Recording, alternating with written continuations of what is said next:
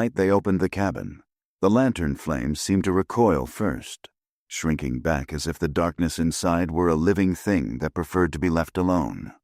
The men who gathered on the muddy path behind the Mercer plantation swore, years later, that the air pouring out of that small wooden room felt colder than the December wind.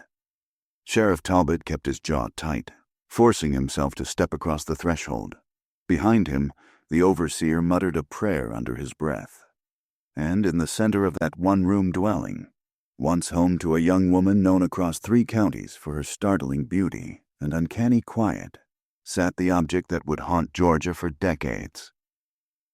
It was a cradle, too small for a child, too ornate for a slave, carved with symbols no one claimed to recognize, and resting inside it, wrapped in a piece of blue homespun cloth, was something so delicate, so disturbingly arranged, that the sheriff staggered backward before he found the strength to speak. By dawn, word of the discovery would spread across Baldwin County. By week's end, people would be whispering about the Mercer family, the strange girl they had purchased 2 years before, and the string of disappearances everyone had pretended not to see. This story travels through the bone-deep quiet of southern nights, through the hushed conversations of plantation kitchens, and through the records, official and hidden, left behind by men terrified of what they'd uncovered. It carries a body count, a series of lies polished clean by wealth, and a darkness that still clings to the soil of central Georgia. Before we continue with the story of what Sheriff Talbot found inside that cradle, join our community of mystery lovers. Hit subscribe and tell us in the comments which state you're listening from. Your support helps us uncover more forgotten stories like this one. On the map, Georgia in 1851 looked serene. Rolling hills, stitched with roads that slid between pine forests and long swaths of cotton fields. But beneath that calm lay a society built on fear, hierarchy, and the brutal machinery of enslavement. In Baldwin County, the air tasted of damp earth and burning pine resin. Summer lingered like a fever even into late autumn. Wagons rattled over red clay ruts. Church bells rang across the river each Sunday, their sound cutting through the thick humidity, as if trying to purify the place. Milledgeville, the state capital at the time, was a growing town of brick storefronts and government buildings with white columns that gleamed in the heat. Legislators argued inside the Capitol, puffing cigars, debating laws that protected the rights of landowners while tightening the chains around those forced to labor in the fields. Beyond the town center, the plantation stretched outward, vast domains run by families whose wealth was measured in acres and human beings. On the Mercer estate, the days began before sunrise. You could hear the clank of iron pots in the slave quarters, the soft thud of bare feet on packed earth, the steady, low chant of mothers waking their children. The smell of cooking ash and sorghum drifted over the fields. Overseers rode the fence lines at first light, calling orders, their voice sharp as the crack of their whips. Georgia, in those years, was trapped between old fears and new pressures. The Fugitive Slave Act had just tightened the nation's grip on the institution, emboldening slave catchers and terrifying those seeking freedom. Newspapers printed columns urging vigilance, warning of abolitionists hiding among traveling peddlers, of runaways stealing north. At night, plantation owners kept lamps burning late, whispering anxiously about the talk of rebellion that drifted from state to state, like sparks rising from a dying fire. Yet there was more than political tension in the air. There were stories, quiet, suspicious stories, shared in kitchens and barns. Stories of strange lights in the woods, of voices heard where no one stood, of charms buried beneath doorsteps and tokens left in the crooks of trees. The enslaved people carried their own histories, their own beliefs, pressed into the soil with every footstep. And sometimes those beliefs brushed against the fears of the white families who lived above them, sparking accusations or uneasy glances that died into silence when questioned too closely. The Mercer plantation sat 3 miles outside Milledgeville, on a rise that overlooked a bend into the Oconee River. The big house, with its pale shutters and tall chimneys, appeared dignified from a distance, but up close, its paint peeled in long strips from the humidity. The family had once been prominent, wealthy merchants from Savannah, but by 1851 their fortune had thinned. Neighbors whispered that Cornelius Mercer, the patriarch, gambled too freely and drank too deeply. Yet he clung to the appearance of prosperity, hosting dinners with polished silver and imported wine, even as debts quietly multiplied. Behind the big house, past a thicket of dogwoods, stood the row of cabins where the enslaved laborers lived. Most were built without care. Thin walls, leaky roofs, dirt floors. But one of them, the second from the end, had always drawn strange remarks from visiting traders. It was sturdier than the rest, with finer boards and a stone hearth instead of a clay one. Cornelius Mercer explained it by saying the cabin had belonged to his late mother's maid, a woman he spoke of rarely and without affection. By 1851, that cabin belonged to a young woman named Annalise. She had arrived from Charleston 2 years earlier, purchased privately, her papers kept from public view. The Mercer family never disclosed her origins, except to remark on her unusual beauty, skin the color of polished chestnut, a face so symmetrical it startled even hardened overseers. But beauty carries danger in a place where ownership overrides personhood, and the quiet around her arrival seemed too deliberate, too watchful for comfort. The people who labored beside her noticed things. That she worked hard but kept to herself. That she sang at night in a language most did not know. That animals behaved strangely around her, dogs trailing her with wary curiosity, horses calming under her touch. And sometimes, on nights when the moon hung low over the fields, figures in the big house could be seen watching her cabin from a distance, their silhouettes rigid, uncertain whether to approach or flee. Right. Georgia in those years was a landscape of contradictions, prosperity built on cruelty, piety entangled with superstition. Ministers preached salvation to congregations that owned hundreds of souls. Gentlewomen embroidered samplers beside windows that overlooked auction yards. And in that tension, between the public order and the private rot, seeds of dread took root. When the sheriff pushed open Annalise's cabin door that night, the world outside went abruptly silent, as if the land itself were waiting. Something inside that room had been hidden, protected, or cultivated, and whatever it was had forced the county's most powerful men to gather in the dark rather than risk daylight, revealing their fear. And so our story begins not with an act of violence, but with a discovery. A cradle too finely made, cloth too carefully wrapped, secrets too long suppressed finally rising like smoke into the open air. In the years leading up to that terrible winter, 3 figures moved quietly through Baldwin County, 3 lives whose paths would twist together inside the walls of Annalise's cabin.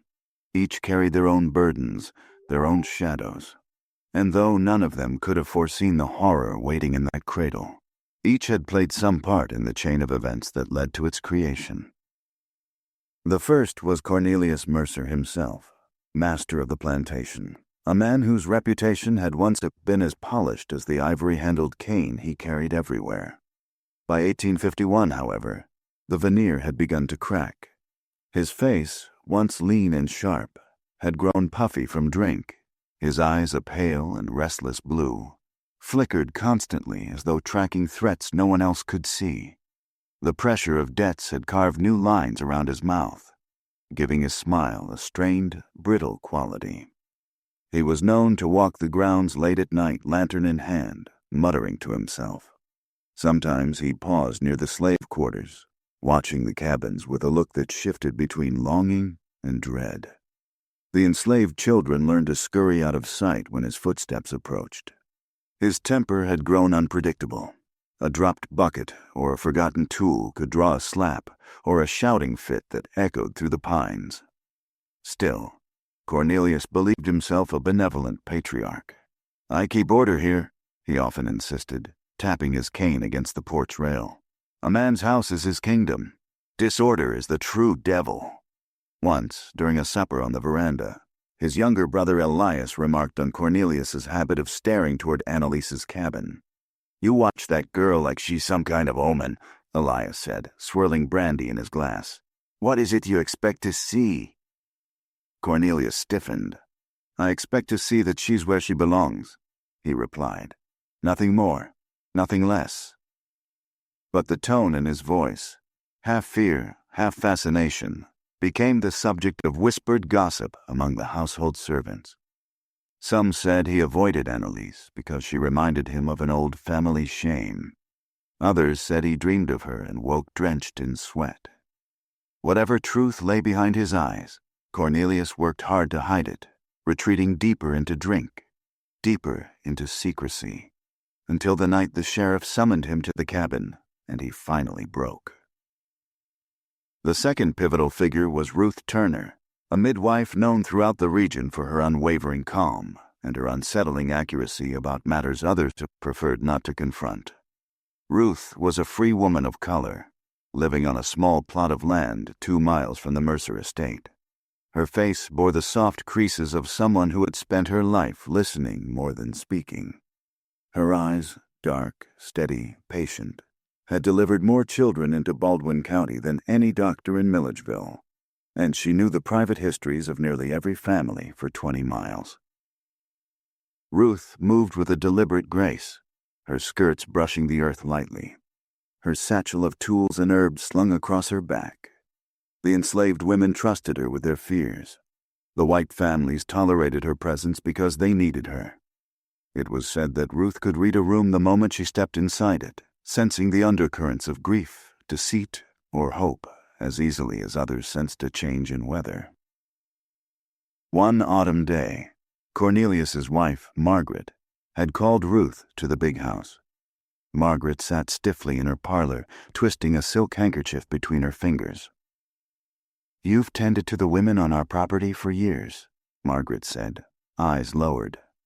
"Tell me, have you noticed anything unusual about the girl in the second cabin?" Ruth set down her satchel without answering immediately. "What sort of unusual thing, Mrs. Mercer?" Margaret hesitated, her voice thinning like a thread pulled too tightly. "She dreams loudly, and sometimes the windows shake. I hear it through the pines." She looked up abruptly. "My husband says it's nonsense, but I know what I hear." Ruth's expression did not change, though attention flickered briefly in her hands. "Dreams can trouble a house, yes, but shaking windows, that may be your imagination." "It isn't," Margaret whispered, "and I fear she brought something with her." Ruth said nothing else, but the conversation lingered in her mind for weeks. Later, after the discovery in the cabin, she would regret not returning sooner. The third figure, perhaps the one whose silence mattered most, was Annalise herself. When she arrived from Charleston in the spring of 1849, many assumed she could not be more than 17. Her features were delicate, almost fragile, but her eyes held a depth that unsettled those who met them. They were a warm, golden brown. Yet behind that warmth lay something watchful, as though she carried an old sorrow stitched into her bones. She spoke little, but her voice, when she used it, was soft and melodic, tinged with an accent that hinted at the Low Country islands. Her movements were precise, controlled, almost ceremonial. She worked the fields with quiet endurance, never complaining, never raising her voice. But there were nights when she slipped away from the cabins and walked toward the river, singing in a language only a few older slaves recognized. "What does it mean?" a young field hand once asked old Moses, who sat sharpening tools outside the workshop. Moses listened as her distant song drifted across the dark fields. "It means remembering," he finally said, "and remembering can be dangerous here." One evening, the cook, Grace, caught Annalise gazing at the Mercer house as thunder rolled in the distance. "That place isn't for you," Grace warned gently. "Best not let your eyes linger there." Annalise turned her head slowly. My eyes go where they must, she replied, even if it troubles others. Troubles them how?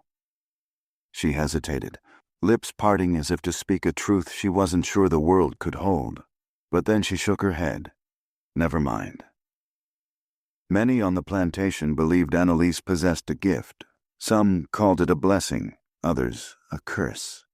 Animals trusted her without question. Children calmed in her presence. And more than once, a grown man emerged from a conversation with her looking unsettled, as if she had glimpsed something inside him he didn't want seen. But no one, not even Ruth Turner, who suspected more than most, knew the full weight Annalise carried, or how close that weight already was to breaking. It began with whispers, soft, uncertain, carried on the drifting heat of late summer. At first, no one connected the incidents. A missing item here, a strange sound there, a feeling that something unseen had brushed past the edge of ordinary life. Plantation life was hard, repetitive, and cruel. People learned to ignore anything that wasn't survival. But by September of 1851, even the most skeptical overseers admitted that something was shifting on the Mercer grounds, and it had started near the second cabin. The earliest sign came from a field hand named Lottie, a woman known for her bluntness and her refusal to entertain superstition. She had been drawing water at the well before dawn when she heard footsteps approaching behind her. Light, quick, like a child running barefoot. She turned, expecting to see young Caleb or Ruthie chasing each other in the dim light. But the path was empty. The footsteps stopped abruptly, leaving the air thick and unmoving. Lottie frowned, gripped her bucket more tightly, and whispered, "Who's there?" Her voice echoed in a way that felt wrong for open morning air, as if the trees themselves had swallowed the sound. She told no one at first. A plantation bred more fear than comfort, and fear killed faster than any phantom. A week later, it was the livestock. The Mercer family kept a modest stable of horses, fine, temperamental animals that Cornelius was oddly proud of despite his worsening finances. One night the stable boy, Isaiah, burst into the big house with panic in his voice. "They're running circles in their stalls," he cried. "All of 'em. Eyes rolling, breathing fitful, like something's cornered 'em." Cornelius, irritated at the interruption, rose unsteadily from his chair. "Probably wolves," he muttered. "The creatures smell them through the slats." Isaiah shook his head. "No wolves, sir. I checked, and it ain't fear like that. It's like they're answering something, like they hear a call." Cornelius's expression tightened. He dismissed the boy with a wave, but later that night he stood at his bedroom window, staring at the stables as if expecting the shadows to speak. Margaret watched him from the doorway. "You heard the horses yourself?" she asked. He didn't turn. "No, but the boy believes what he says. And boys often feel things before men allow themselves to." "What kind of things?" Cornelius hesitated long enough that Margaret stepped closer. When he finally spoke, his voice was low. Things that walk between waking and dreams. Margaret shivered. "Don't speak like that. Then don't ask me questions you don't want answered." By mid-October, the enslaved community began murmuring more openly. People woke with scratches on their doors, small, delicate carvings in shapes no one could decipher.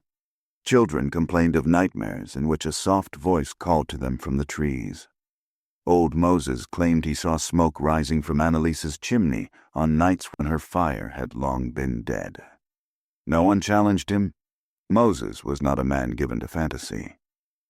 Ruth Turner heard these accounts quietly. She visited the plantation more often, not summoned, but arriving with an excuse of checking on expectant mothers or delivering herbs. Each time, she paused near Annalise's cabin, observing the stillness that draped itself over the place like a shroud. One afternoon, as Ruth knelt beside Grace's daughter, rubbing salve onto a feverish forehead, Grace lowered her voice to a whisper. "You seen the girl lately?" she asked. "She walks softer now, like she's listening to something we can't hear." Ruth dabbed at the child's brow. "And what makes you think she hears something at all?" Grace leaned closer. "Because last night I heard her talking. Not singing, talking. Low, like she had someone in that cabin with her." A tremor rippled through her voice. "But when I peeked through the shutter, she was alone." Ruth didn't respond. She kept her eyes on the child, though her hand had paused mid-stroke. That same evening, as the sun sank into the tree line, Ruth found Annalise standing near the river. The girl's figure was silhouetted against the amber light, still as a carved idol. Ruth approached carefully. "You've been quiet," Ruth said gently. "More than usual." Annalise turned, her expression unreadable. "Some things do not need to be spoken." Ruth studied her face. "People on the plantation are frightened." A faint crease formed between Annalise's brows. "Frightened people see ghosts in every shadow. Are there ghosts to see?" A flash of something, fear, defiance, sorrow, passed through Annalise's eyes so quickly Ruth almost doubted it. The girl looked away toward the darkening water. "What if," Annalise murmured, "some shadows are not meant for this land?" Ruth stepped closer. "Child, what did you come here with?" Annalise's throat bobbed. Her fingers trembled once before she clasped them together. But instead of answering, she whispered, "You should not go near my cabin at night." A wind rose sharply, chilling the air along the riverbank. Ruth's shawl fluttered. She felt suddenly as if the ground beneath them had become thin. "Why?" she pressed. Annalise only shook her head and backed away. The next sign came 2 nights later. The candles in the Mercer household burned down faster than usual, hours faster. Margaret noticed first, grumbling to the cook that the beeswax quality must have worsened. But when she knelt before her prayer altar, the flame of her votive candle bent unnaturally to the side, as if drawn toward the window facing the slave cabins. Cornelius found her staring at it. "Another omen?" he asked dryly, though his voice shook. Margaret didn't look away. "You mock me, but something is wrong here." He exhaled, weary. "Something has been wrong here for a long time." She turned to him sharply. "You mean her?" Cornelius did not answer. And then, 3 days before the cabin door was opened, young Caleb vanished. A lively child of 8, known for slipping away to wander the woods, but always returning by dusk. This time, he didn't. The entire enslaved community searched for him by lantern light, calling his name through the trees. They found no tracks, no torn cloth, no signs of animal attack. Only the stillness of a forest holding its breath. When the search extended toward the cabins, Lottie froze mid-step. Her voice dropped to a whisper. "Do you hear that?" No one did at first. Then slowly, faintly, an eerie humming rose from within Annalise's cabin. Not a tune, not a voice, a vibration, like the reverberation of a struck bell, low and continuous, crawling beneath the floorboards. Moses clutched his chest. "Lord have mercy," he whispered. "That ain't any sound this world makes." They backed away. No one dared open the door. Not until Sheriff Talbot was summoned 3 nights later. And by then, the cradle was already waiting. The fear that settled over Baldwin County did not arrive all at once. It seeped, drip by drip, into the minds of those who lived on and around the Mercer plantation. By November of 1851, people no longer whispered cautiously. They stared at the tree line with hollowed eyes. Doors were barred earlier. Candles were burned down to nubs before dawn. Even the overseers, men who prided themselves on fearing nothing, now rode in pairs and spoke of shadows that flickered where nothing should move. Sheriff Talbot had investigated enough disappearances in his years to know that panic spread faster than truth. But this was different. 3 days after Caleb vanished, Talbot sat at his desk sorting through letters from concerned families when Cornelius Mercer arrived unannounced, smelling faintly of whiskey and dread. "We need a formal search," Cornelius demanded, though his voice quivered. "The boy didn't just wander off. Something has taken him." Talbot lifted his eyes slowly. "And you believe that something is on your property?" Cornelius swallowed hard. His gaze drifted toward the window, toward the direction of his plantation. "I believe the land holds things we've ignored." Talbot set down his pen. "Cornelius, speak plain." But Cornelius didn't. Instead, he tugged at his collar and muttered, "Just come. Tonight." And so the sheriff gathered 5 men, 3 neighbors, 1 local preacher, and Isaiah from the stables, who insisted he had to help. They rode in grim silence as dusk bled into the trees. When they reached the slave quarters, the community had gathered outside, torches held high, their faces drawn tight with exhaustion. Ruth Turner stood among them, her hands clasped, eyes sharp. "Any sign tonight?" Talbot asked her quietly. "No," Ruth said, "but the air feels wrong, as if something is listening." Talbot almost asked what she meant, but the look in her eyes warned him that she would not answer plainly, and that he wasn't ready to hear it, even if she did. The search party fanned out. They combed the woods. They traced the riverbank. They questioned each slave individually. Every single one claimed they hadn't seen Caleb since the afternoon he disappeared. But when Talbot approached Annalise, standing just outside her cabin, her dress stirring lightly in the wind, though the trees were still, something inside him prickled with unease. "Annalise," he said gently, "did Caleb come to your cabin at any point? Did you see him near the woods?" Her golden brown eyes lifted to his, calm and unreadable. "No, Sheriff. I wish I had." Talbot studied her for a long moment. She did not flinch. She did not look away. And yet, the feeling that she knew more than she let on settled heavily in his chest. "Have you heard anything unusual?" he pressed. Annalise hesitated, barely, but enough. "The nights have been restless." "How so?" She took a slow breath, as though choosing her words carefully. "Some things return when they should not." Talbot stiffened. "What things?" Her gaze drifted over his shoulder toward the woods. "Children hear them first." The sheriff felt a chill travel up his spine. Ruth Turner approached, voice low. "Sheriff, the people are frightened. We cannot keep searching blind." Talbot nodded and stepped back, but as he did, he noticed something. Faint marks on Annalise's hands. Thin, pale scratches running like threads across her palms. He almost reached for her hands to inspect them, but stopped, unsettled by a sudden sensation that touching her might bring consequences he did not understand. "Get some rest," he managed. "We'll resume at daylight." But dawn brought no answers. Instead, it brought another disappearance.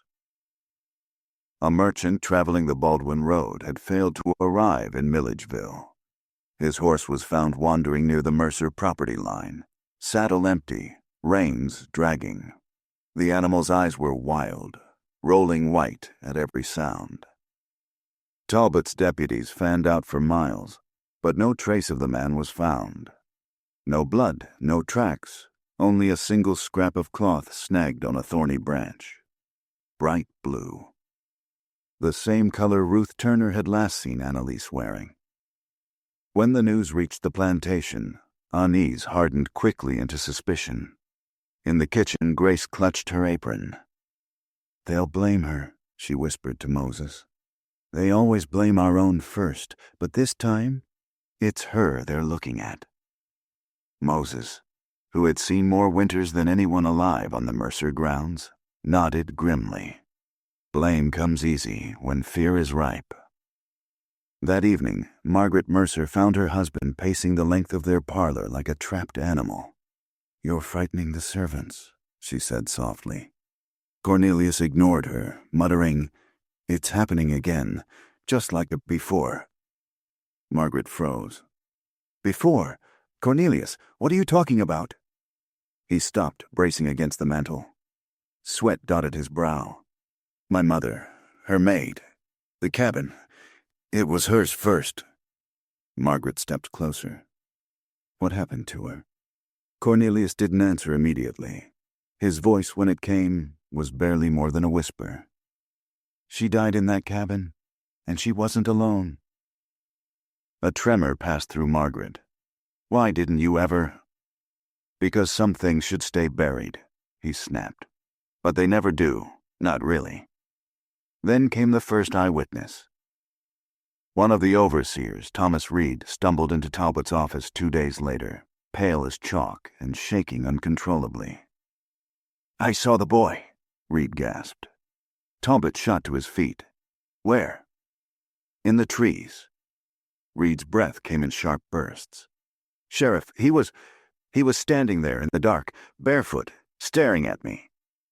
Talbot grabbed his coat. "Did you approach him?" Reed swallowed. "I did, but when I called his name, he turned and— Sheriff, I swear on my maker, the child walked further into the woods without making a sound. Not a single twig snapped beneath him." Talbot paused mid-step. "You're saying he floated?" "No, I'm saying he wasn't walking like a child. He moved like a shadow, like something else was pulling him." "Did you follow?" Reed shook violently. "No, sir, because I saw something behind him." Every hair on Talbot's arms rose. "What did you see?" Reed's eyes filled with tears. "A shape, tall, thin, watching him."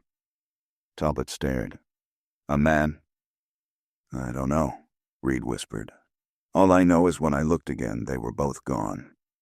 News spread like wildfire, filling the county with dread. Soon even the local preacher, Father Alcott, felt compelled to speak.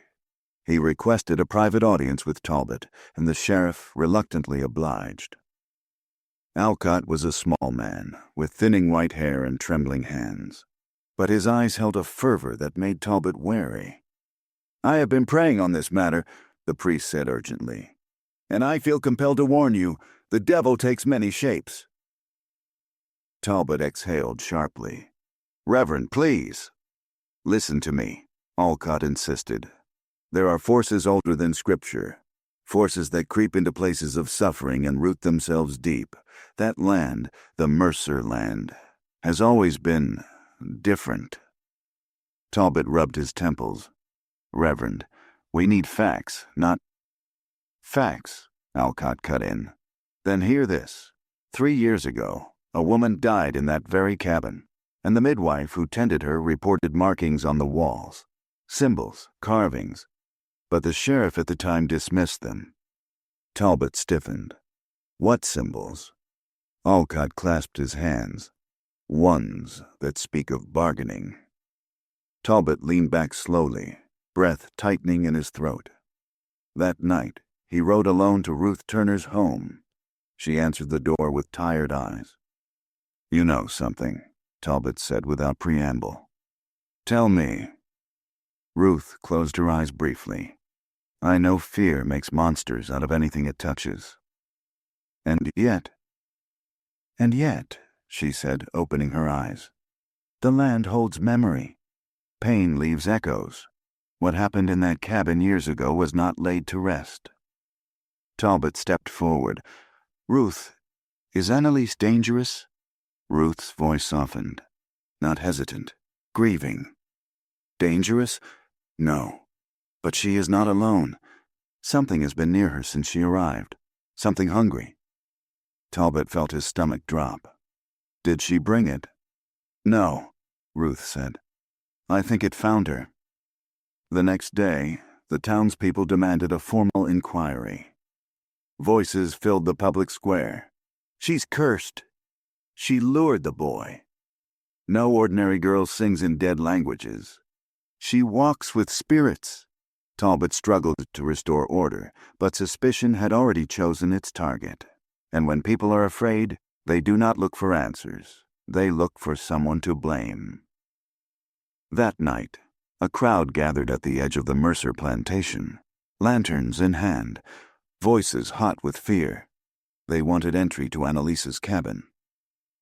Cornelius Mercer tried to stop them, shouting that no one would cross onto his land without permission, but the crowd surged forward. "Talbot," someone called. "If she's innocent, let us see what she keeps in that cabin." Talbot faced them, bones aching with dread. He had hoped to avoid this moment. But Caleb was still missing. The merchant was still missing. And the people wanted truth, or blood. "Fine," the sheriff said, raising his hand. "We open the cabin, tonight." A hush fell over the crowd. And Annalise, standing several yards away, whispered something under her breath. A prayer, or a warning. No one was quite sure. The men approached the door. Talbot placed his hand on the latch. Inside, something stirred. Reed backed away. "Sheriff, don't." Talbot inhaled and opened the door. The cold that poured out was nothing earthly. The cradle sat in the center of the room, and the truth, whatever shape it took, waited inside it. What do you think guilty souls cursed by God, or victims of madness? Tell us below. Your theories matter here.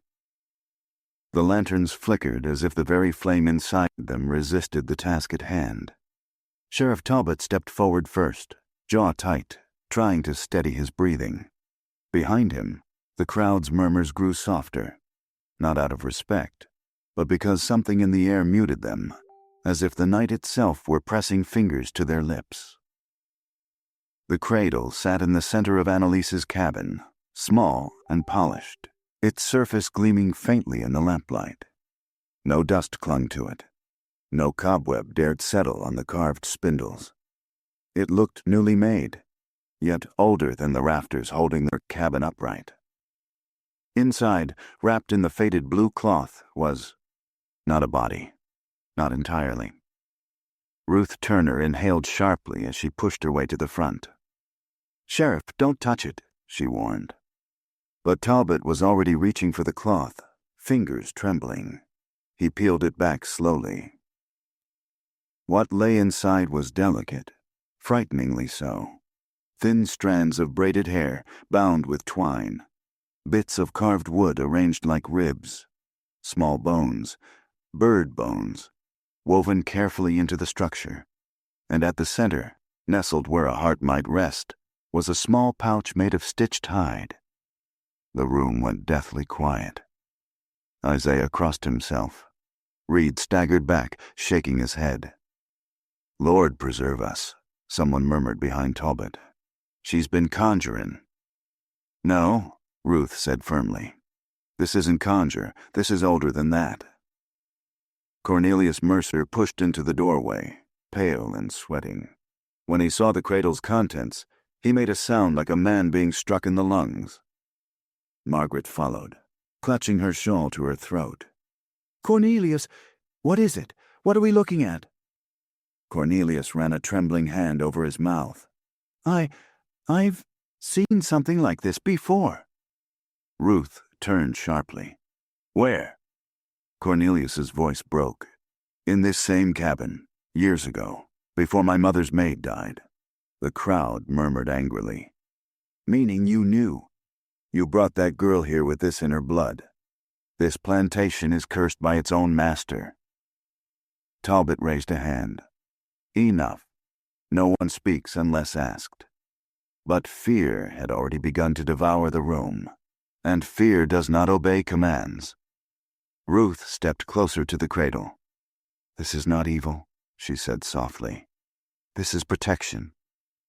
A woman in the crowd spat on the floor. Protection from what? Ruth hesitated, and in that hesitation, the crowd found its answer. "From her," a man shouted, pointing at Annalise. Heads turned. Annalise stood near the wall, hands folded, body still. Her expression was unreadable, but her eyes shimmered with sorrow, not guilt. Talbot approached her carefully. "Annalise, what is this? What is this cradle meant to do?" Her voice came softly, barely above a whisper. "To keep the other one away." Talbot frowned. "The other what?" She lifted her gaze to him, and in her eyes he saw a fatigue far older than her years. "The one that follows me." A ripple of unease spread through the room. Ruth's voice broke the tension. "Child, you should explain, before these people decide the worst." Annalise swallowed, throat tight. "I did not bring it here, Miss Ruth. It found me long before I was sold to this land. It walks where suffering pools, where the ground remembers pain. And this cabin," she looked at Cornelius with a piercing gaze, "this cabin remembered long before I arrived." Cornelius flinched as if struck. Talbot stepped closer. "Did you harm that boy, Caleb?"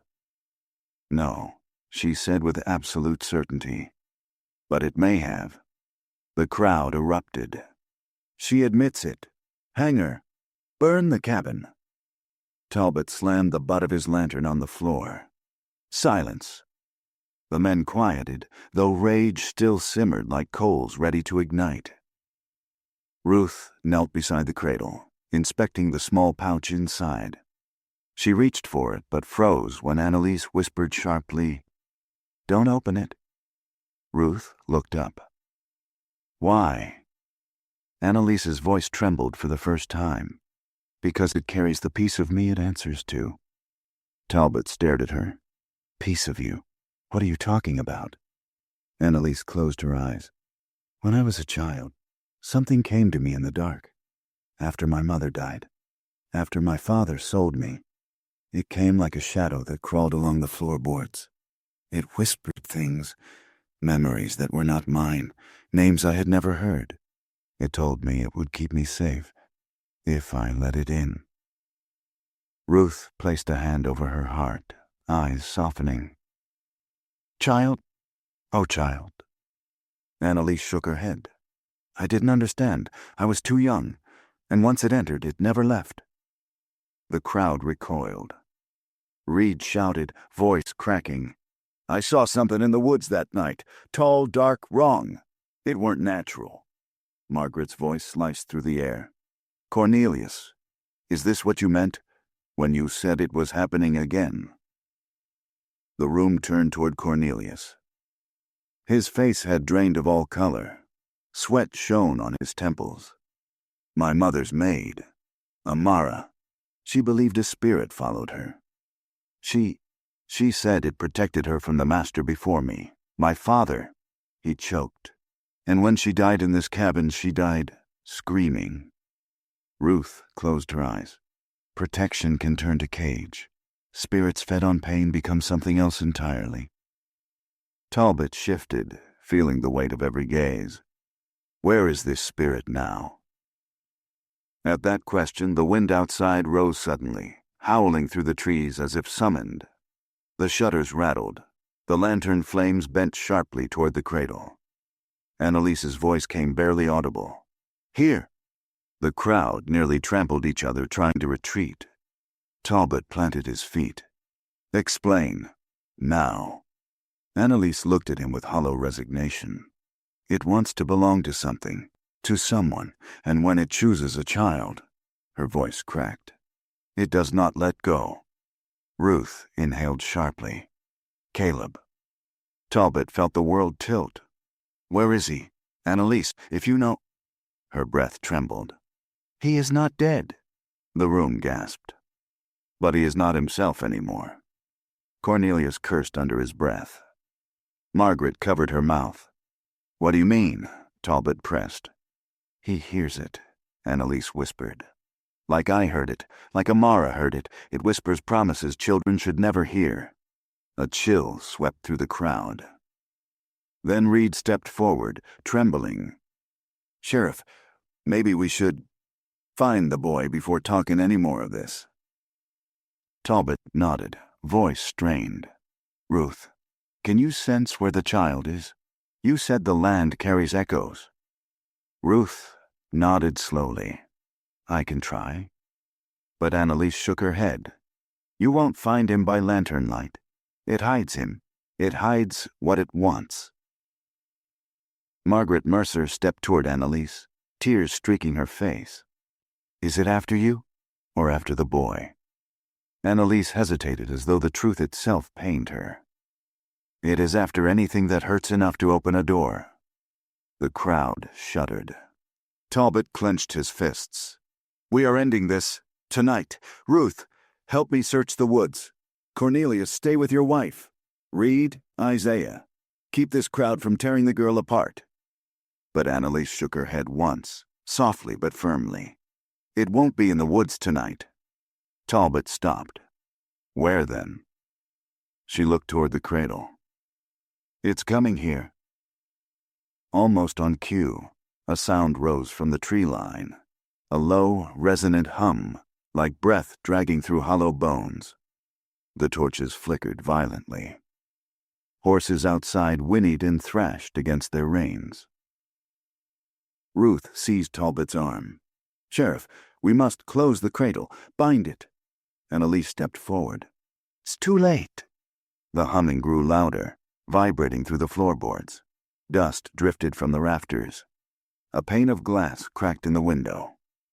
Men stumbled back, knocking over stools and lanterns. Cornelius whispered fiercely, Talbot, shut the door. Shut it before... But the sheriff never got the chance. The door slammed shut on its own. The lantern flames extinguished instantly. And in the suffocating darkness, a child's voice, small, distant, wrong, whispered from the corner, Annalise, you left me. If you stood in that room, would you call it crime or sacrifice? Leave your answer.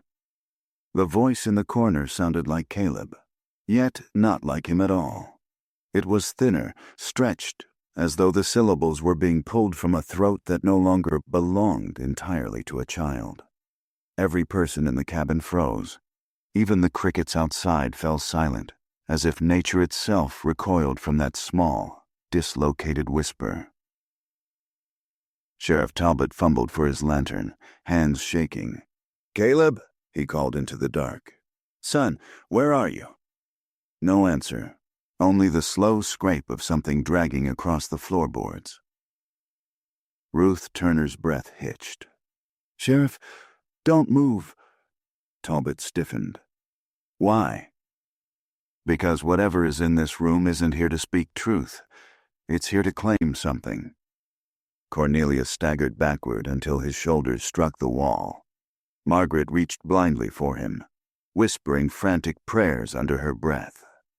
Reed and Isaiah pressed together near the shuttered window, eyes wide and wet, their silhouettes trembling like reeds in wind. In the darkness, Annalise alone stood still. She lifted her chin and spoke into the black. Caleb, you don't have to answer it.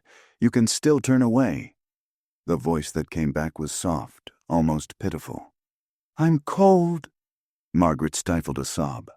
Oh, God, Talbot, it is him. He's freezing. But Annalise cut her off sharply.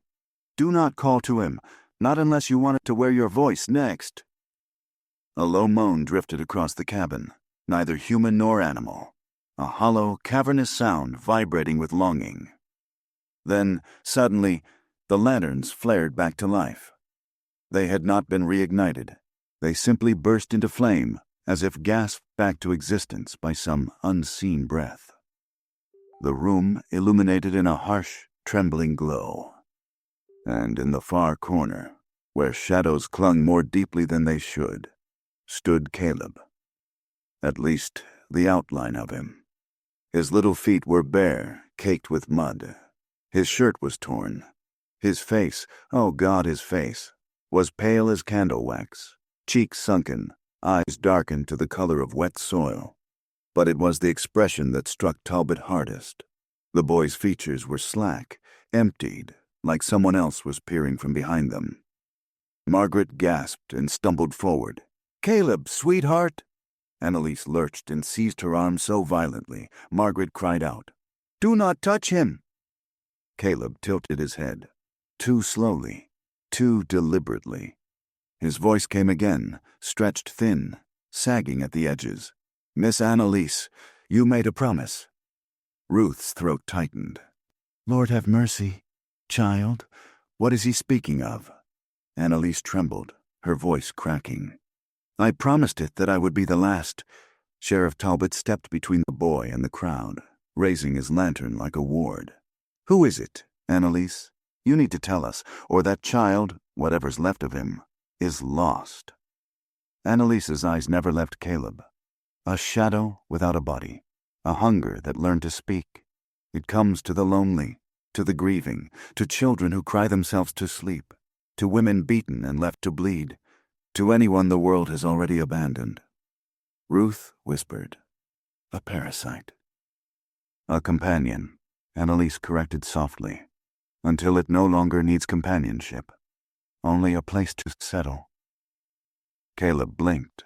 The movement was wrong, like someone tugging on invisible strings. His mouth curved upward in a smile that didn't belong on a child's face. "It likes it here," he whispered. "The land remembers." Cornelius made a strangled sound. "My mother's maid, Amara. She said the same thing before she... The lantern flames suddenly drew inward, bending toward Caleb, toward the darkness circling him like a veil. Ruth grabbed Talbot's arm. "Sheriff, he's not standing on his own shadow." Talbot looked down and felt his gut twist. Caleb's feet touched the floor, but beneath him, where a shadow should have formed from the lantern's glow, there was nothing. Only a shifting blot of deeper blackness, moving independently of his small frame, pulsing like a second heartbeat. "Back away," Talbot commanded. "Everyone, back away, now." No one moved. Caleb took a step forward. The boards beneath him groaned, not from weight, but from pressure that radiated outward as though something much larger followed inside his tiny form. "Miss Annalise," he said again, voice flattening, "I'm tired of waiting." Annalise's shoulders wilted. Tears streaked her cheeks. "I know." Then, without warning, Caleb's left hand rose, fingers splayed. But they didn't move like a child's hand should.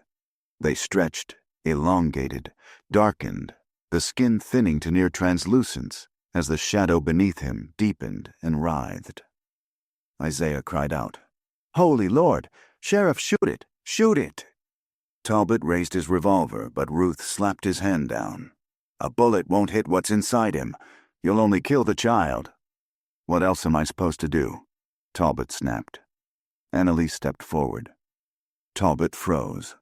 "Annalise, no, don't." "I must," she said. "It came for me first. It found him only because I tried to keep it out." She turned to the sheriff, eyes glimmering with a strange, resigned calm. "This ends when I end." Margaret gasped. "Child, no, there must be another way."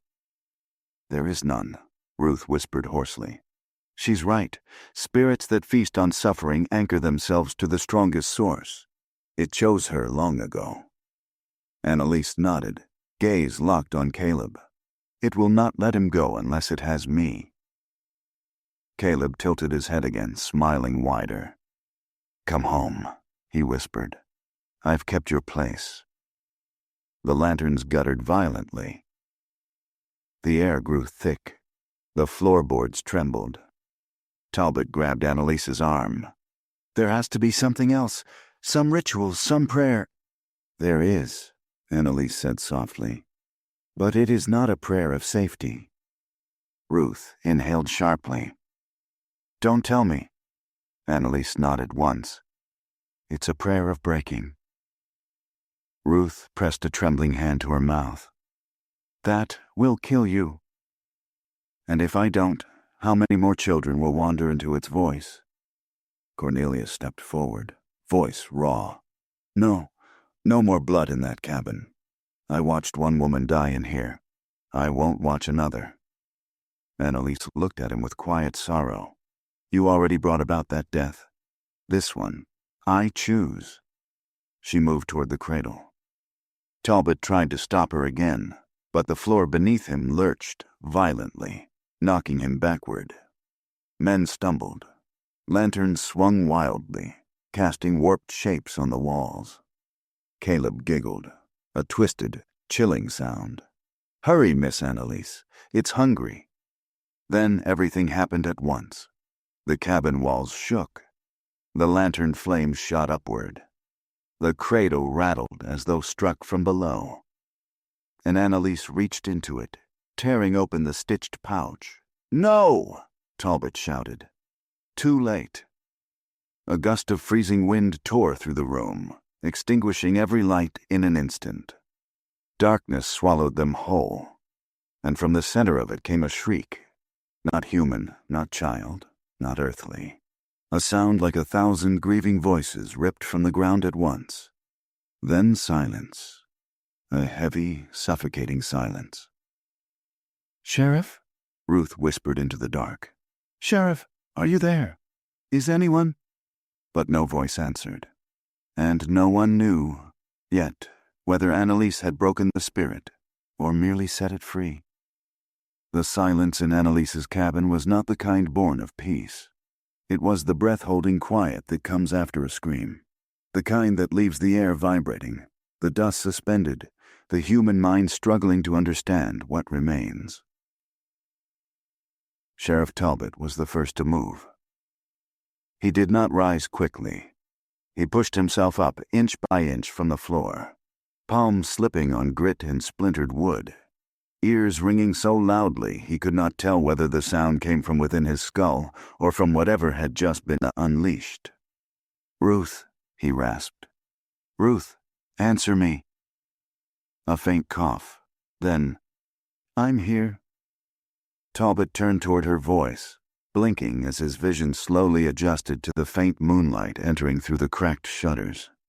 Ruth crouched near the hearth, her dress torn, beads from her necklace scattered across the floor like fallen seeds. Reed staggered upright next, clutching his ribs. "Sheriff, where's the boy? Where's Caleb?" Talbot looked across the cabin, heart hammering. The space where Caleb had stood, where the shadow had writhed beneath him, was empty.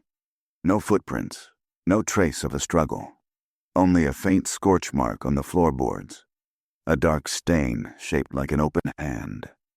Margaret Mercer sobbed softly in Cornelius's arms. "He's gone. Oh God, Cornelius, the boy is gone." But Talbot wasn't listening to Margaret's sobs. His eyes had locked onto something else. The cradle. It sat upright, intact, yet its carved surface was now blackened as though fire had licked over it. No flames burned, no smoke rose, but the cradle's edges glowed faintly, like hot metal cooling after a forge. And Annalise, where was she? Talbot scanned the room, breath stuttering. "Annalise," Ruth called gently. "Child, where are you?" A movement in the far corner drew Talbot's gaze. She was there, kneeling, alive. Barely. Annalise's hands pressed flat to the floor, her shoulders trembling violently. Her head hung forward, hair hiding her face. Talbot rushed to her side, slipping on the boards as he knelt beside her. "Annalise, speak to me." She lifted her face. Talbot recoiled, not in fear of her, but in horror at what had been taken from her. Her once warm golden-brown eyes were now a dull, washed-out amber, flickering faintly like a dying flame. The skin under them was bruised and shadowed. Her lips were pale as ash. "I broke it," she whispered. "Sheriff, I broke the tether." Ruth knelt beside them, placing a steadying hand on Annalise's back. "Child, look at me. Where is Caleb? Where did he go?" Annalise's breath shuddered. He ran. When the shadow lost hold, he ran into the trees, away from me, away from it." Tears slipped down her face. "I couldn't see where—" Margaret cried out in anguish, collapsing against Cornelius. Talbot forced himself to remain calm. "Then we'll search the woods again, before dawn, before the trail gets cold." But Annalise shook her head. "You won't find him in the woods." Talbot frowned. "Why not?" She swallowed hard. "Because it doesn't hide in the woods anymore." Ruth's eyes sharpened.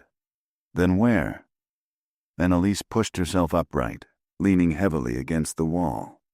Every breath she took seemed to echo faintly in the air, as though her lungs struggled to remember how to draw in life. "It went back," she whispered. "Not into me, but into the land." Cornelius stepped forward, his voice cracking. "The land? What do you mean, the land?" Annalise looked at him with a hollow, sorrowful calm. "It never belonged to a person. It belonged to the pain buried here. Pain your family created. Pain your father carved into the women he kept hidden in this room." Cornelius's knees buckled. He gripped the door frame as though the cabin itself tried to push him out. Ruth exhaled slowly, understanding dawning in her eyes. "So the spirit wasn't tied to you, child?" "Not truly. It followed wounds, open wounds, generational wounds." Annalise nodded. "And now, it has no body to cling to, so it will move again. To whatever suffers next." Reed backed away. We need to burn this cabin. We need to burn the whole place down. This ground ain't fit for living." Margaret's voice rose sharply. "And where's my Caleb? What good is burning if my boy is—" But her voice broke, dissolving into sobs. Talbot stood slowly, staring at the scorched cradle. "We will search," he said firmly. "Every inch of this land. We will find the child." But even as he spoke the words, he felt a strange hollowness, a sense that the boy might be close and far at once, standing just beyond a veil he could not lift. Ruth rose as well, bracing herself on the wall. "Sheriff, whatever we do next, we cannot do it in anger. Not with a force like this. Fear feeds it." Talbot nodded dimly, but another voice cut through the room. Cornelius's. Quiet, broken. "This is my doing," he said, staring at the floor. "All of it. I brought her here. I hid what my father did. I kept this cabin standing when I should have torn it down." Margaret rounded on him, grief twisting into fury. "You knew a woman died here in torment, and you never told anyone? You let Annalise live in the same room, sleep above the same boards, where your father murdered that poor maid?" Cornelius flinched. I thought it was finished. I swear to you, Margaret, I thought—" "Thought?" she spat. "Or hoped no one would ever find out that your family's sins were soaked into the soil?" Talbot raised a hand, voice weary. "This isn't the time." "No," Margaret said sharply. "This is exactly the time." Her voice trembled with rage. "My son is gone. A child from our own land, stolen by something your father birthed with cruelty. And you dared to hide it." Cornelius started to speak, but the words died in his throat. Ruth stepped forward gently. "Blame will not bring the boy home, nor will burning what remains of the past." But Annalise, shaking, leaning against the wall for support, spoke quietly. "It might." Everyone turned. Talbot frowned. "What might?" Annalise lifted her head, voice soft but certain. "Burning the cabin?" Cornelius recoiled. "No, if we do that, we destroy any trace of what happened." "That is the point," Annalise replied. "It needs the memory. It feeds on the memory. If you destroy this place, this room, you starve it." Talbot considered the words carefully. Would it die? Annalise looked down. "Spirits born of pain don't die. They disperse." "Disperse where?" Reed asked shakily. "Anywhere," Annalise said. A hush fell. Ruth's face paled. "That is dangerous, child." Annalise nodded weakly. "Yes, but keeping a wound open is worse than letting the scar break. Talbot exhaled, mind racing. The cabin felt smaller by the second, as if its walls strained to listen. "We search for the boy," he said, "at first light, and then we burn this place." Margaret stepped forward, trembling. "Promise me, Sheriff. Promise you won't stop until Caleb is found." Talbot placed a steady hand on her shoulder. "I give you my word." Behind them, the cabin groaned, old wood settling from the violence it had witnessed. The scorched cradle rocked softly, though no wind passed through the room. And Annalise, pale, trembling, eyes glazed with exhaustion, watched it with a look that chilled Talbot more than any ghostly whisper. Because it was not fear in her expression. It was knowing it was not over. Knowing the spirit had only loosened its grip, not lost its desire. And knowing that before the night ended, Baldwin County would face the full consequence of its buried sins. Dawn did not rise gently over the Mercer plantation. It came bleeding over the tree line like a wound reopening, casting long, distorted shadows across the land. The search party had formed before the first rooster called. A grim procession of neighbors, enslaved men and women, plantation hands, Talbot's deputies, and the sheriff himself, who had not slept a single minute since the shriek in the cabin. Ruth Turner walked at his side. Annalise was too weak to join them. She sat wrapped in blankets on the porch of the big house, guarded by 2 deputies, and watched from a distance by Margaret, who hovered between hatred and helplessness. Cornelius had retreated inside, unable to face either his wife or the child who might be lost because of his silence. The woods loomed before the searchers like a cathedral of grief, pine branches dripping with dawn mist, dead leaves slick underfoot, the air heavy with a cold that felt unnatural for Georgia in late autumn. Talbot paused at the tree line. "This is where Reed saw him," he murmured. Reed swallowed hard. "Right there, Sheriff. Near that split tree. He was standing still as stone." Ruth stepped forward, closing her eyes. She breathed slowly, letting the air settle around her. "There's a trail," she whispered. Talbot stiffened. "Footprints?" "No," Ruth said softly. "A disturbance, like someone pressed sorrow into the soil." Talbot exhaled through his nose. "Then lead the way." Ruth walked with careful steps, her skirts brushing fallen needles, her fingers grazing the bark of trees as though listening through the wood. The others followed, lanterns still lit against the stubborn darkness lingering under the canopy. Hours passed. They found nothing. No torn clothing, no child's footprints, no bent twigs, no signs of struggle or direction. It was as if the boy had walked into the woods and simply dissolved into the cold morning air. Talbot's jaw tightened. He refused to give up. They searched a second time, then a third. At mid-morning, Ruth touched his arm. "Sheriff," she whispered. "Look." She pointed toward a clearing, where a single cedar tree stood apart from the pines. Beneath it, the soil was disturbed, softened, as if someone had knelt there. Talbot's heart lurched. "Caleb?" Ruth shook her head slowly. "Not him." Talbot approached, kneeling beside the earth. He brushed aside the top layer and froze. A small object lay half buried in the soil. A scrap of cloth, bright blue, torn at the edge. "Margaret's sewing." Talbot stood abruptly, voice ringing through the clearing. "Spread out.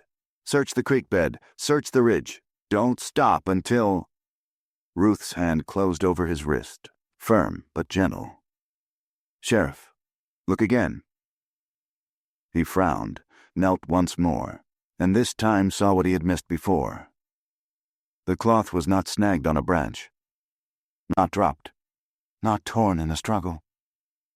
It had been placed there, folded carefully once, laid in the soil like an offering. Talbot's breath went cold. Someone put this here. Not someone, Ruth murmured. Something. A rustle sounded behind them. Reed gasped and stepped back, lantern shaking. What was that? He whispered. Talbot drew his revolver, scanning the shadows. Leaves trembled. Branches shifted. Something moved, just beyond view. The search party tightened together. Then a soft sound drifted through the trees. A humming. Not Annalise's song. Not human. A low, pulsing vibration, like the cradle had come to life and was singing its wooden lullaby into the forest. Ruth's fingers dug into Talbot's sleeve. It's hunting, she whispered, searching for a new anchor. Talbot felt sweat bead at his temples. We have to cut it off, drive it away, before it finds... A scream tore through the woods. Not Caleb's. A woman's shriek, raw, terrified. Grace. Talbot spun around. Back to the plantation, now!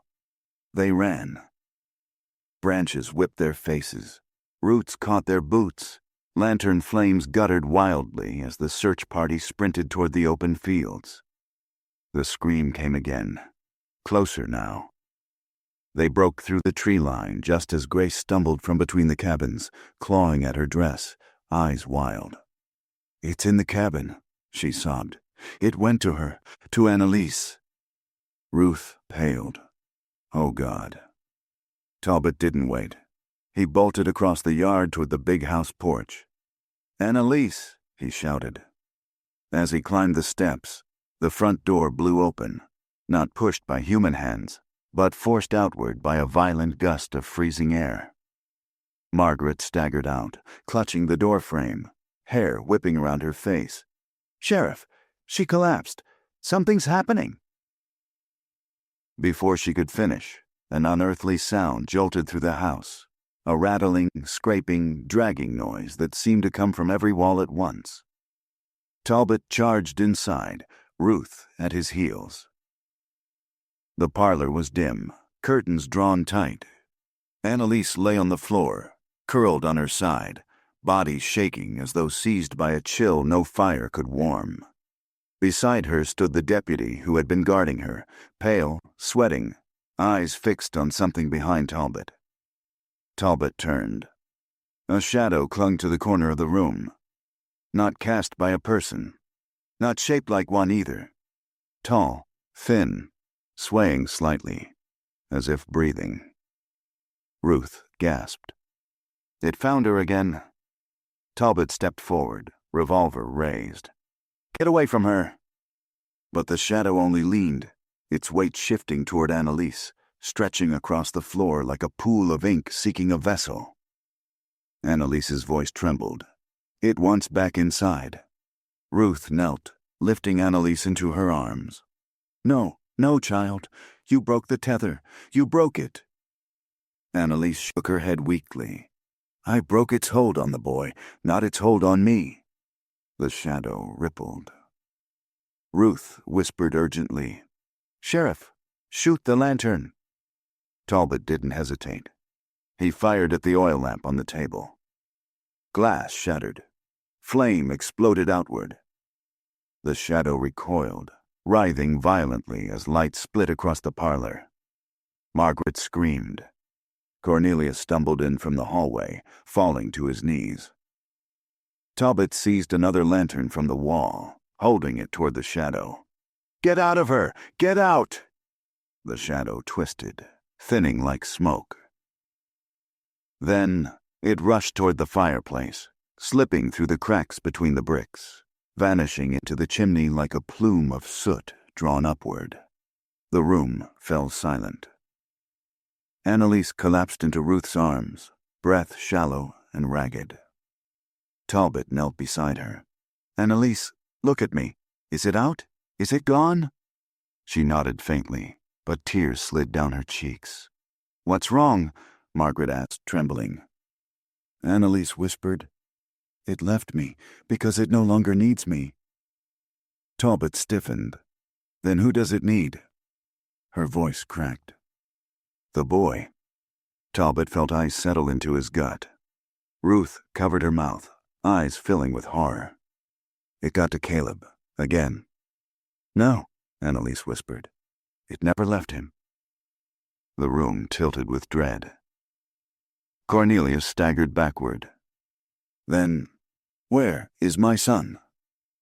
Annalise lifted her gaze, and those who saw the look in her eyes never forgot it. He's coming back, she whispered, but not alone. A faint sound drifted through the parlor window.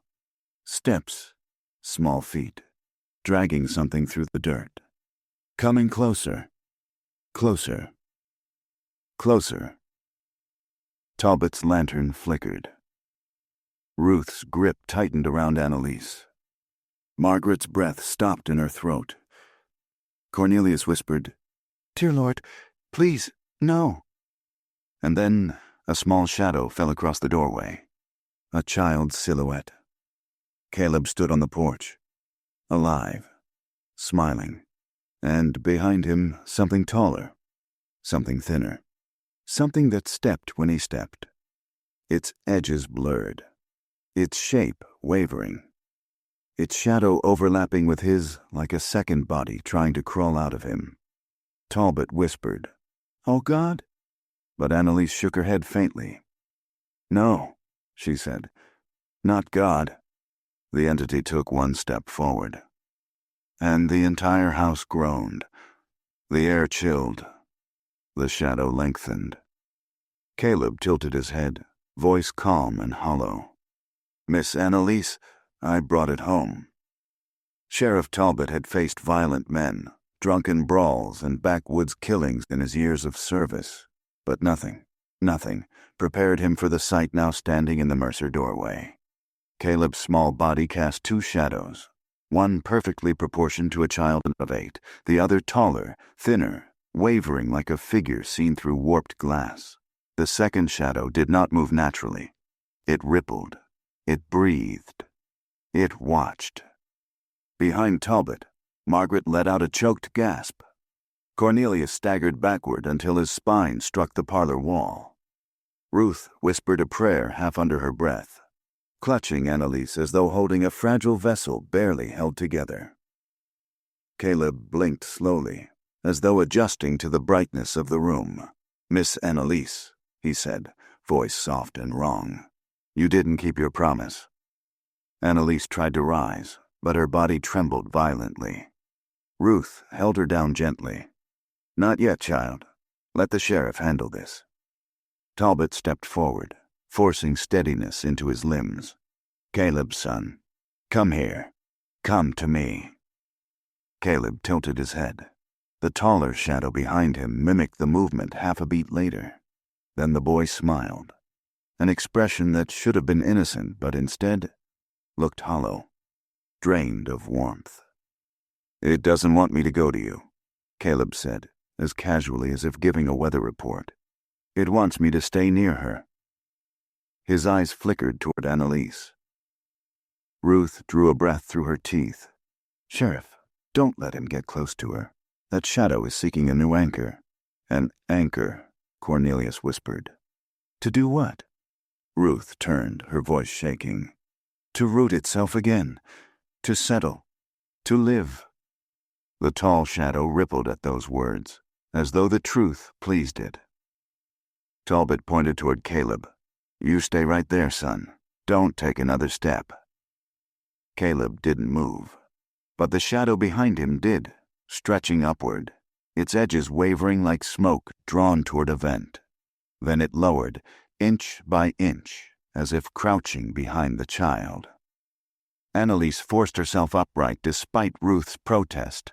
Sheriff, you can't command something that has no fear of bullets or men. Talbot gritted his teeth. There has to be something we can do. There is, Annalise said weakly. But it requires facing what bound it here. Cornelius flinched as though struck. No more of this digging into old sickness. We burned the cabin, that's enough. Ruth turned on him with a fury Talbot had rarely seen in her.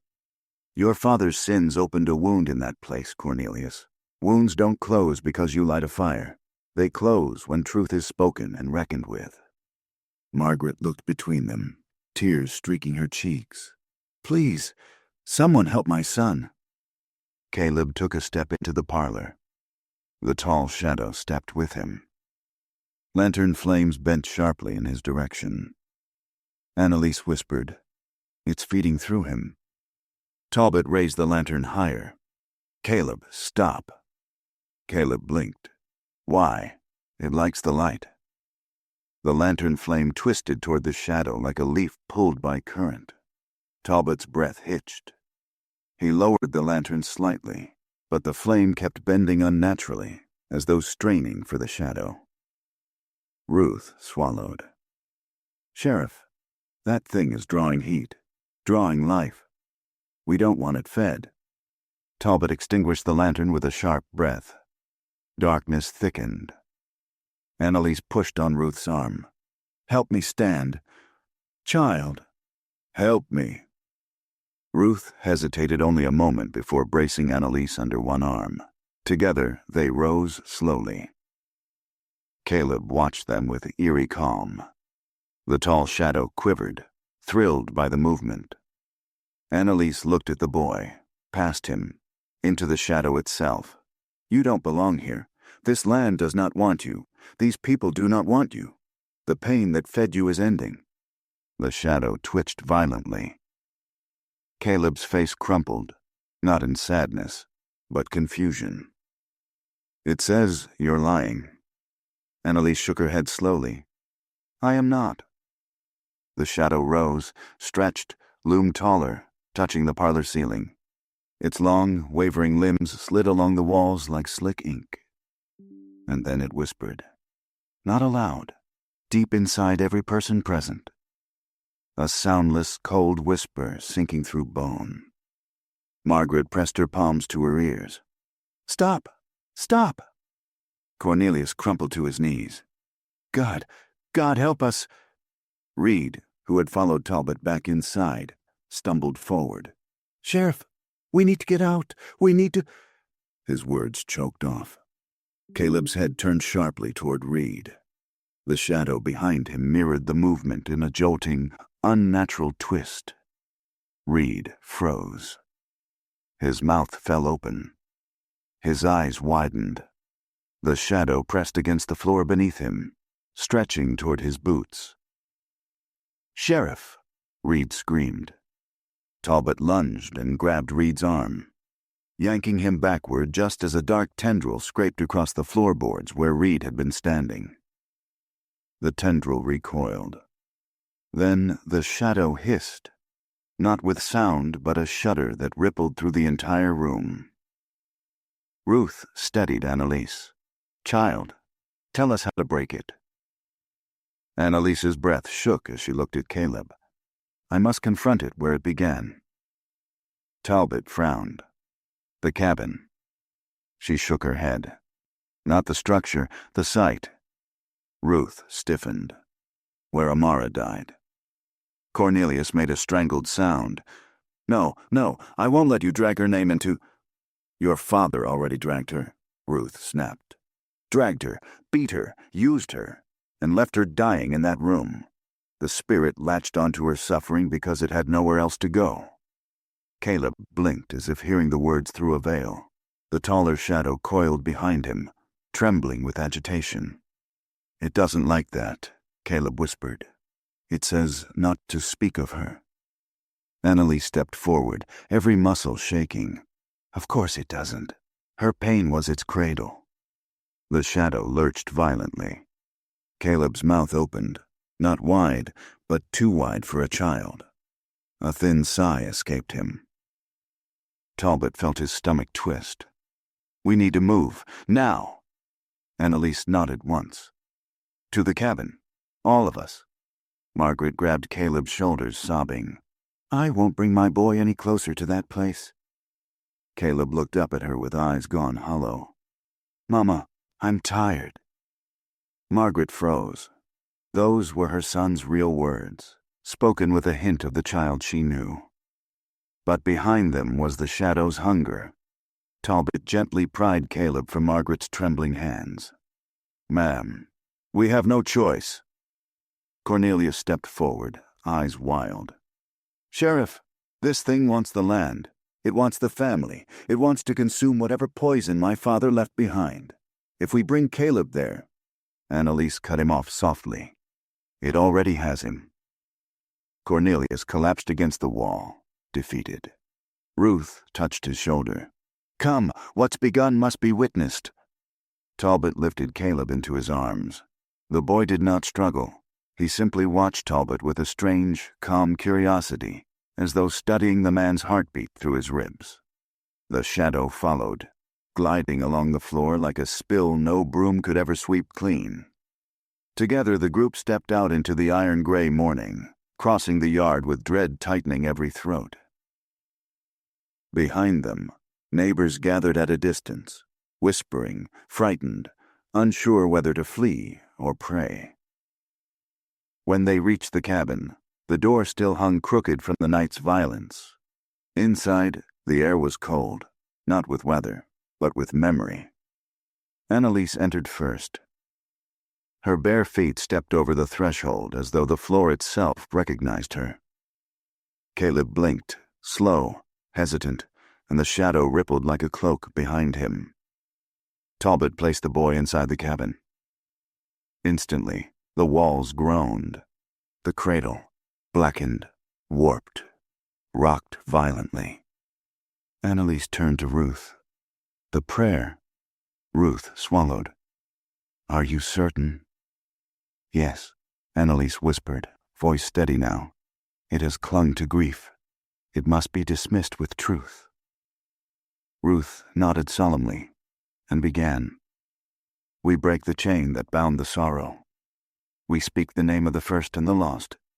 We call forth no spirit, no shadow. We call forth only justice."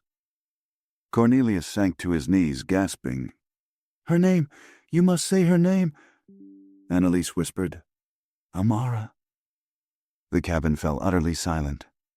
Then the shadow screamed, a sound like winter wind through broken teeth. The walls cracked.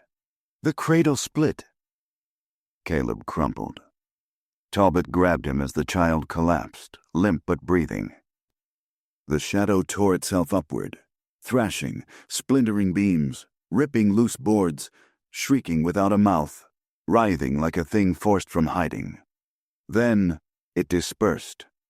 Not vanished. Dispersed. Like soot blown outward. Like breath loosed from a dying thing. And suddenly, the cabin was still. Ruth knelt beside Caleb, checking his pulse. "He lives. He's weak, but he lives." Margaret fell to her knees, sobbing. Cornelius covered his face with both hands. Talbot exhaled long and slow, lowering his head. Then he looked around sharply. "Where's Annalise?" The girl stood in the center of the ruined cabin, swaying. Her eyes were empty, void of exhaustion, void of fear. She looked peaceful. Too peaceful. Ruth gasped. "Child, no, sit down. You're bleeding." Blood trickled from Annalise's nose. From her ears. From her eyes. Talbot staggered toward her.